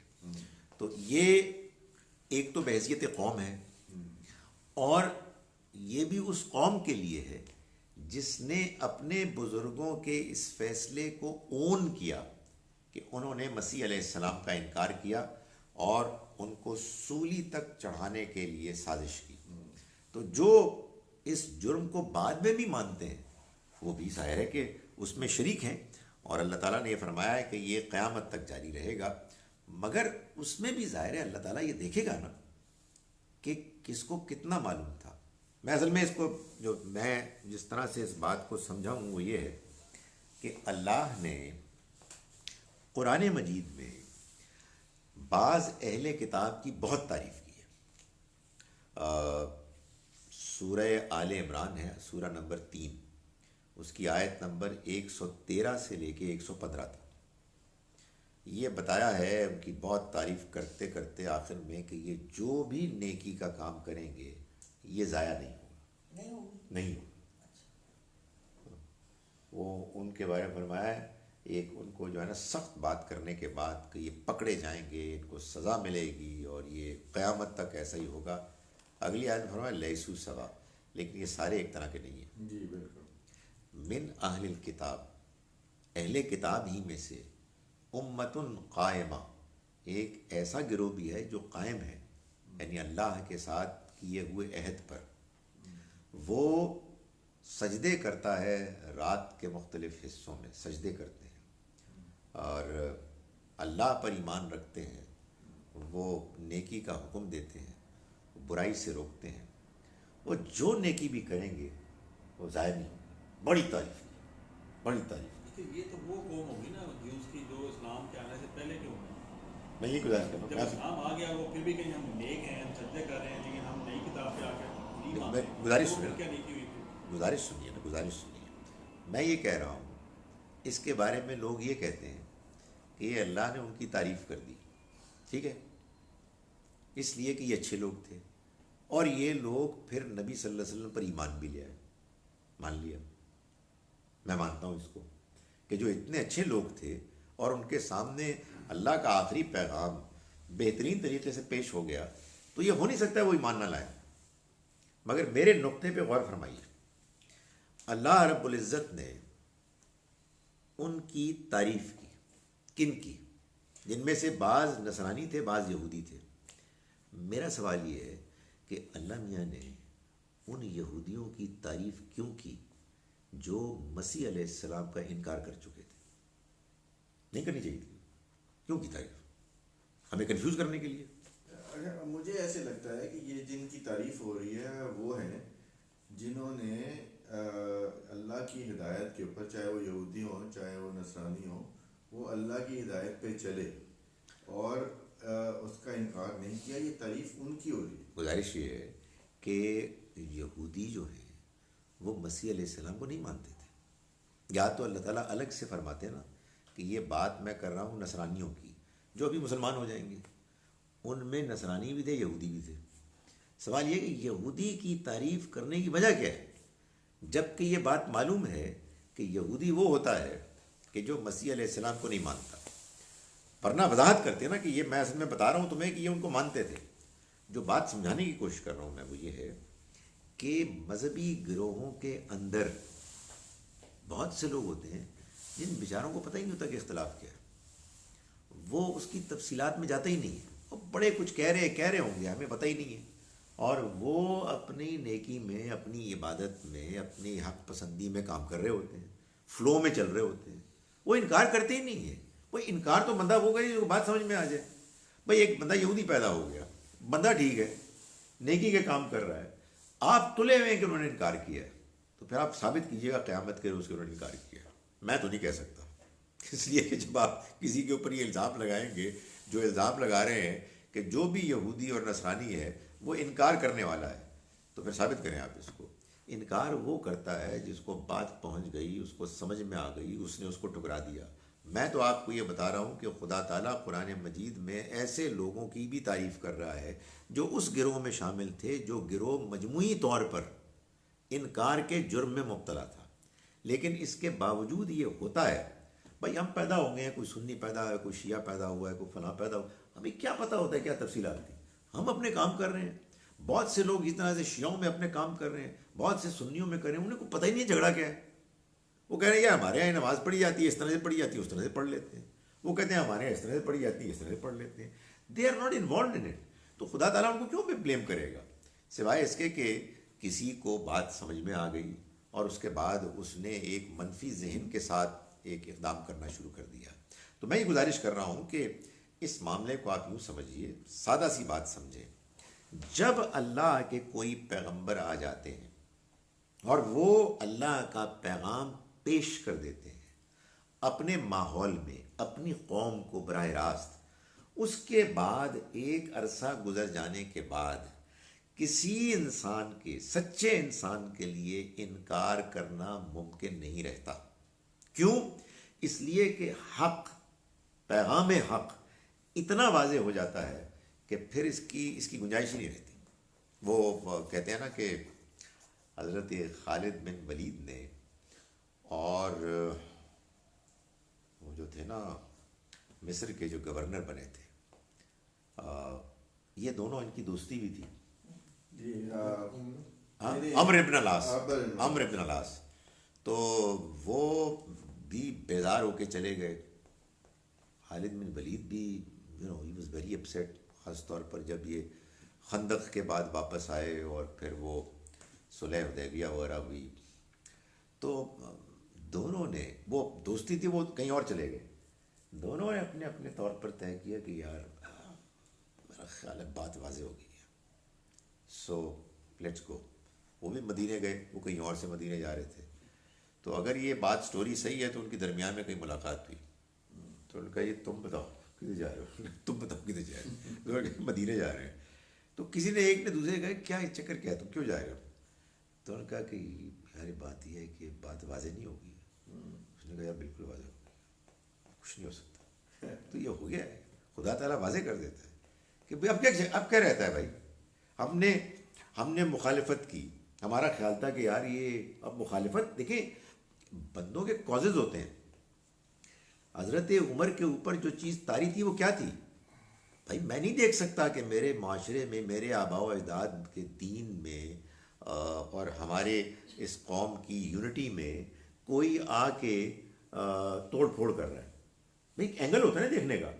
ابھی بات سمجھ میں ہی نہیں آئی ہے تو وہ اس اینگل سے دیکھ رہے تھے کہ یار یہ پھوٹ پڑ گئی ہے ہمارے. جس بندے نے آ کے ہمارے اس معاشرے میں پھوٹ ڈالی ہے، میں نہیں مانتا.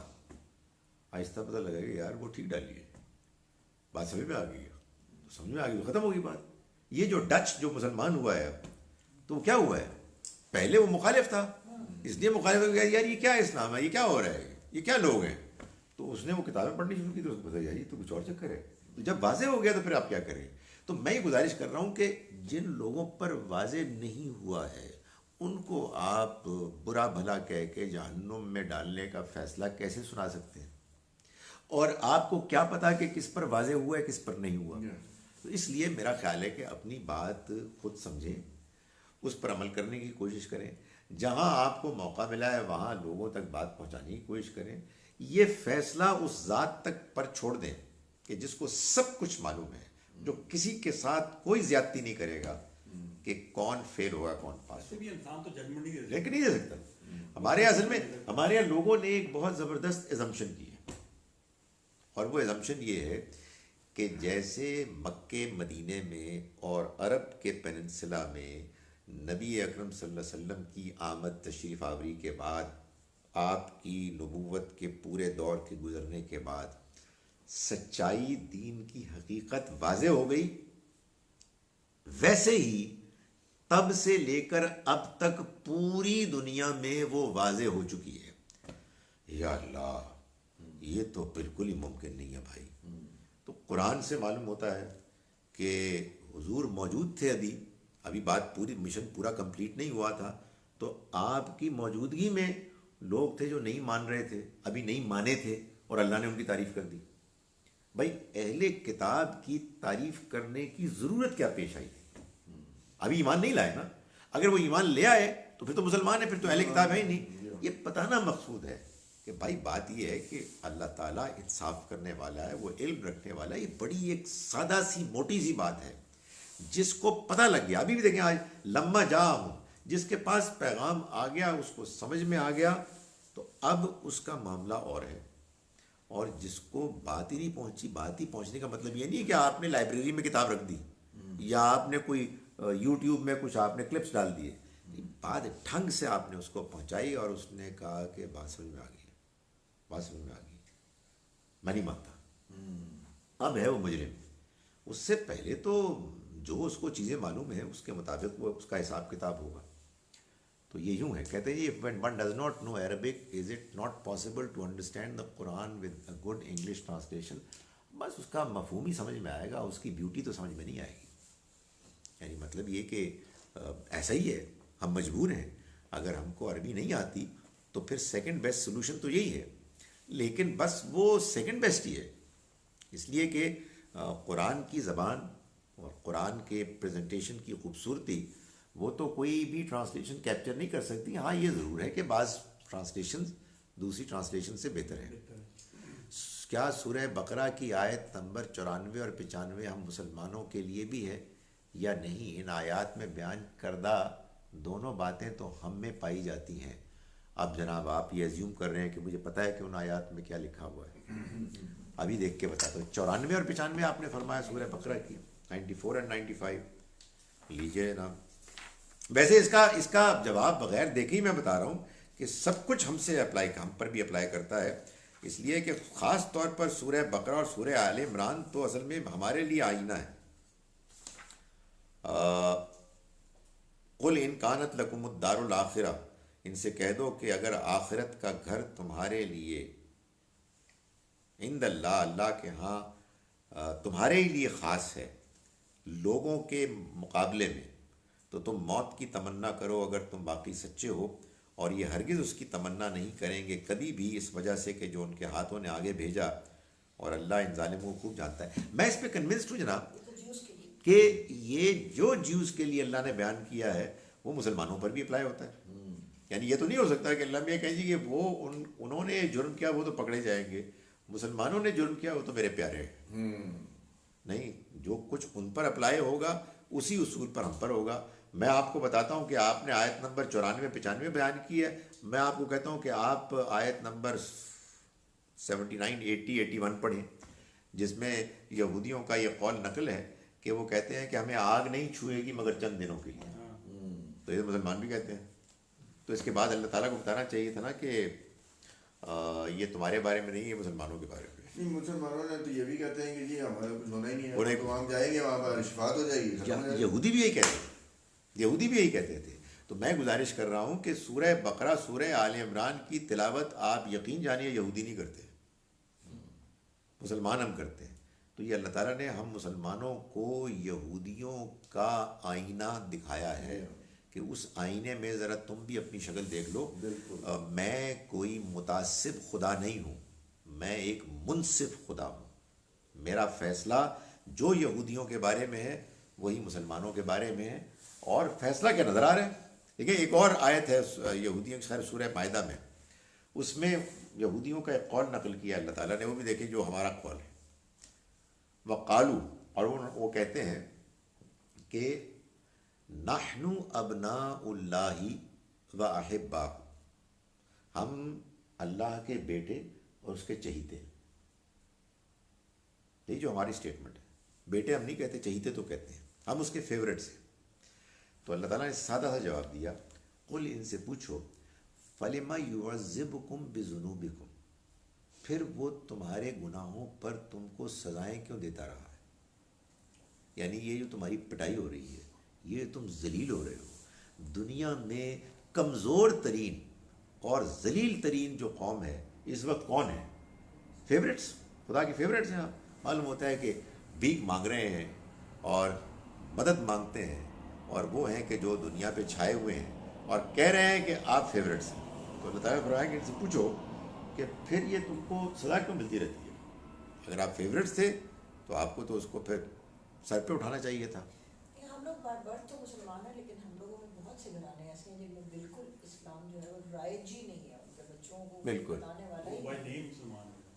وہی میں کہہ رہی ہوں، ان کی پھر کیا فکر ہوگی کسی ایک وقت میں، جب بچپن میں ان کو نہیں پتا، جوانی تک بھی نہیں پتا، کبھی ان کو سمجھ آئے تو وہ سمجھے کہ ان کے گھر میں ان کو بتانے والا ہے ہی نہیں، کیونکہ ان کے گھر میں ماحول ہی نہیں ہے. ایسے بہت گھرانے ہیں. جی جی. تو ان بچوں کا کیا فیوچر ہے؟ ان بچوں میں سے ہر بچے کے بارے میں الگ سے یہ اللہ کے ہاں طے ہوگا کہ ان بچوں کو کتنا معلوم تھا، کتنا معلوم ہو سکتا تھا، کتنی سچائی حق ان کے پاس آیا، انہوں نے اس میں کتنی دلچسپی لی. ہر ایک کے بارے میں ایفرٹ بھی تو آئے گی نا. آپ اگر معلوم نہیں بھی تھا تو آپ نے خود کیا ایفرٹ کیا، آپ نے اس کو جانے. مطلب کیا ایفرٹ ان کو یہ تو پتہ ہے نا کہ مسلمان ہے. ان کو یہ معلوم ہے کہ مسلمان ہیں سب سے جھوٹے لوگ ہیں. انہوں نے کیا ایفرٹ کی اس کو سمجھنے کے لیے. مسلمان جھوٹے کیوں ہیں، اس پہ تحقیق کرتے ہیں. دیکھیں گزارش یہ کہ یہ بھی چھوڑ دیں اللہ پر. آپ کی بات صحیح ہے کہ کسی کو، دیکھیں میں آپ کو بتاؤں، بہت سے لوگ جو مسلمان ہوتے ہیں وہ اپنی نہیں، وہ مطلب کیا ہوتا ہے، وہ بتاتے ہیں کہ ہم نے کہیں قرآن پڑھ لیا، مسلمانوں کو نماز پڑھتے ہوئے دیکھ لیا، ہمیں یہ خیال آیا، اب کسی کو نہیں آیا، یہ اس کی مجرمانہ غفلت تھی یا اس کا اس میں کوئی قصور نہیں ہے، اللہ تعالیٰ فیصلہ کریں گے. ہم کیسے ازیوم کر سکتے ہیں؟ بھائی آپ یہ دیکھیے کہ مسلمانوں کے اندر لوگ پیدا ہوتے ہیں، اور یہ کوئی چھوٹی موٹی تعداد نہیں ہے، بڑی تعداد ہے جو دین بیزار ہوتے ہیں، ایتھیسٹ ہوتے ہیں. تو یہ تو آپ کے اندر کے لوگ ہیں. تو اس لیے یعنی اس بارے میں ہم کو بس یہی سوچنا چاہیے، یہی بات کرنی چاہیے کہ اللہ فیصلہ کرے گا. چلیے آخر میں دو چھوٹے سے یہ جو حق مہر ہے، جس میں مطلب جنرل کانسیپٹ یہ ہے نا کہ اس کے دو پارٹ ہیں، ایک جو آپ نے ایک فوراً دینا ہوتا ہے اور ایک ہوتا ہے جو آپ جب مرضی دیتے ہیں. اس میں مطلب صحیح جو طریقہ ہے وہ کیا ہے؟ مجھے بعض یہ ویسے انفارچونیٹ بات ہے کہ ہمارے وہ نکاح نامے میں اس کو لکھا ہوا ہوتا ہے، لوگوں کا خیال یہ کہ یہ دونوں کرنے ہیں. نہیں، اصل مہر فوراً ہے، معجل ہے. وہ تو مجبوری کے تحت کہ ایک بندہ جو ہے وہ اب اتنا ہے وسائل میں کم کہ وہ فوراً نہیں دے سکتا، تو پھر غیر معجل ہے، ورنہ اصل مہر تو فوراً ہی ہے. میں ہمیں قرآن میں اگر اس کی ٹرانسلیشن پڑھیں تو وہ نکاح از جزوی از اسینشیل پارٹ آف نکاح. ہاں جی، اس کے بعد نکاح نہیں ہوتا. مہر دے دیا تو پھر نکاح کمپلیٹ ہوا. کیا ہم لوگ اس کتاب کے اہل نہیں ہیں؟ ویل دیکھیں، بات یہ ہے کہ ہمیں اس کے اہل بننے کی کوشش کرنی چاہیے. ہم مانے نہ مانے ہم مسلمان ہیں، ہمارے ہاتھوں میں اللہ کی کتاب ہے. اب یہ ایک امتحان ہے، اللہ ہم سے توقع کرتا ہے کہ ہم اس میں دلچسپی لیں اور اس کو اہمیت دیں. Will a legitimate child be entitled to the assets of a deceased father? No. دیکھیے گزارش یہ ہے، یہ آخری سوال تھا، گزارش یہ ہے کہ اگر ایسا ہو جائے نا تو پھر زنا لیجٹمائز ہو جائے گا. یہ نہیں ہونا چاہیے. آپ کہیں گے کہ یہ زیادتی ہے، وہ اپنی وصیت میں کچھ لکھ دے اس کے لیے، لیکن آپ قانون میں اگر اس کو اکوموڈیٹ کریں گے تو پھر تباہی اور بربادی ہے. پھر آپ اس بیماری کو پھیلنے سے نہیں روک سکتے. اس لیے آپ کی میری ہمدردیاں ایک طرف، لیکن بہرحال اللہ تعالیٰ حکیم ہے، اس میں وہی بچہ قانون وراثت میں اس کے لیے ایلیجبل ہوگا کہ جو اس کا لیجٹمیٹ بچہ ہے. جو لیجٹمیٹ نہیں ہے اس کے لیے جو بھی معاملات کیے جائیں، لیکن اس کو قانون میں اکوموڈیٹ نہیں کیا جائے گا، الگ سے اس کے میجرز ہو سکتے ہیں. اقول قولی ھذا واستغفر اللہ.